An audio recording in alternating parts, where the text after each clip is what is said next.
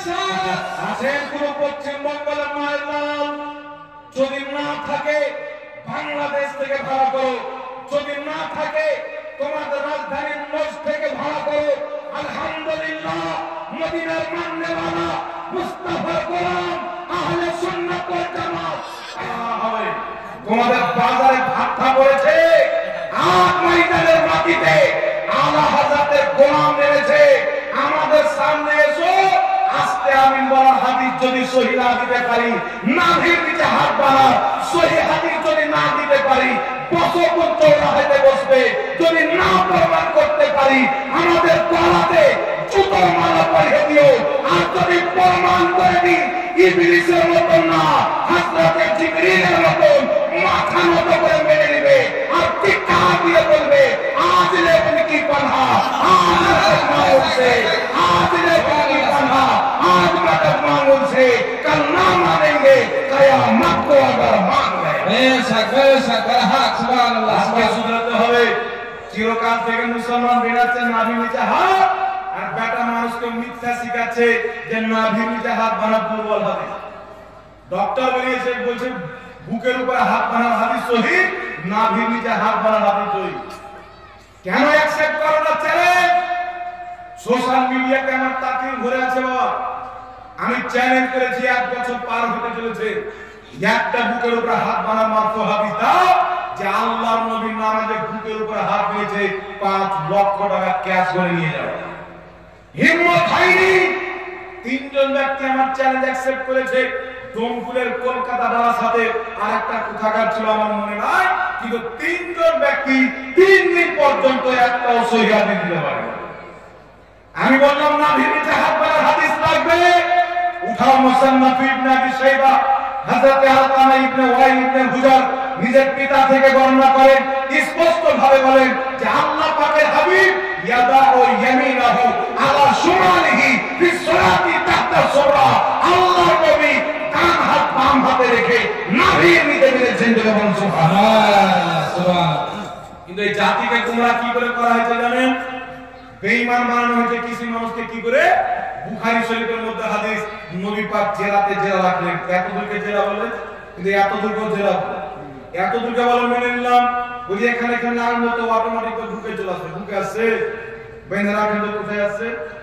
এই কোথায় আসছে রাখেন তো। কিন্তু দাজ্জাল কান্না তো শেষ নাই। আমার নবী বলেছেন, বুখারী মুসলিম মুত্তাফিকুন আলাইহি হাদিস, আল্লাহর নবী বলেছেন কিয়ামতের পূর্বে এমন লোক বের হবে, এমন এমন ফতোয়া দিবে, এমন এমন হাদিস পড়বে না তোমরা শুনেছো না তোমাদের বাপ দাদা শুনেছে।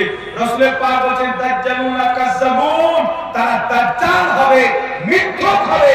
আজকে হাদিসের নামে সবচাইতে বেশি যারা জালিয়াতি করেছে তাদের নাম হচ্ছে আহলে হাদিস। হাদিসের নামে জালিয়াতি করেছে, নাম দিয়েছে আহলে হাদিস। বলছে আমরা সহিহ আকীদা লোক, কিন্তু তাদের আকীদা যখন পড়ি তো গাঁজা খানেওয়ালা তাদের ভালো। জি, মানুষকে শিক্ষা দিচ্ছে যে নবীর ওসিলা ধরা যাবে না। দলিল কি? তো দলিল হচ্ছে আল্লাহ যখন ডাইরেক্ট শুনতে পায়, ডাইরেক্ট দিতে পারে, ডাইরেক্ট কবুল করে নবীর ওসিলা করলেন কি বলে, কি বলে না? দলিল হচ্ছে যুক্তি। দলিল কি? যুক্তি। আর মানুষকে বলবে সহিহ হাদিস দাও, নিজে দিবে যুক্তি আর চাইবে সহিহ হাদিস। আর সহিহ হাদিস যখন দিবে তো পাল্টা মেরে থাকবে, এরা মানবে না। কারণ এদের আখরি সময় হবে দাজ্জালের সাথে। দাজ্জালের ফিতনা থেকে যারা বাঁচতে চায় তাদেরকে গৌসে আজমের জামাতে আসতে হবে, তারিক নামাজের জামাতে আসতে হবে, আলা হযরতের জামাতে আসতে হবে, আবু হানিফার জামাতে আসতে হবে, হুসাইনের জামাতে আসতে হবে, মুহাম্মদ রাসূলুল্লাহ তৈরি করা জামাত সুন্নি জামাতের মধ্যে আসতে হবে। সুবহানাল্লাহ সুবহানাল্লাহ। তাই ব্রাদার ইসলাম, একটি কথা মনে রাখবেন, বুকের উপরে হাত বানার সহিহ মারফু হাদিস একটাও নাই, কিয়ামত পর্যন্ত কেউ দেখাতে পারবে না। সুবহানাল্লাহ। এখন কিছু ওয়াহাবীয় মানতে লেগেছে যে বুকের উপরে হাত বানার কোনো সহিহ হাদিস নাই। কিছু ওয়াহাবীয় মানতে লেগেছে, কিন্তু নাভির নিচে হাত বাঁধার 4টা সহিহ হাদিস আছে। সুবহানাল্লাহ। নাভির নিচে হাত বাঁধার 4টা সহিহ হাদিস আছে। মুসান্নাফ ইবনে আবি শাইবা, নবী পাক নাভির নিচে হাত রেখেছে। হযরতে ইমাম ইবনুল বার রাহমাতুল্লাহ আলাইহি নিজের কিতাব আত-তামহিদের 20তম খণ্ড 78 নম্বর পৃষ্ঠার মধ্যে হযরতে উকবা বিন সাহিবান থেকে হাদিস নিয়েছে। উকবা বিন সাহিবান বলেন হযরতে আলী ফাসাল্লি লিরাব্বিকা ওয়ানহার এই আয়াতের তাফসীরে বলেছেন যে সহিহ তরিকা হলো, সুন্নাত তরিকা হলো নামাজের নাভির নিচে হাত বাঁধে। বলেন সুবহানাল্লাহ। সুবহানাল্লাহ সুবহানাল্লাহ। কোথায় হাত বাঁধবে? নাভির নিচে হাত বাঁধবে। হাদিসটি সহিহ। এই হাদিসের মধ্যে একটাও রাবী কোনো দুর্বল নয়, সমস্ত বর্ণনাকারী হচ্ছে সহিহ বর্ণনাকারী। যদি বলতে হবে সুবহানাল্লাহ। আরেকটি হাদিস দিচ্ছি শুনেন, মুসান্নাফ ইবনে আবি শাইবা হাদিস নাম্বার 3939। হযরতে ইব্রাহিম নাখঈ রাহমাতুল্লাহ আলাইহি বলেন নামাজের সঠিক নিয়ম সহিহ তরিকা হলো ডান হাত বাম হাতে রেখে ফি সালাতি তাহতা সুররা নামাজে নাভির নিচে বাঁধে। এটাই হচ্ছে সঠিক তরিকা। বলেন সুবহানাল্লাহ।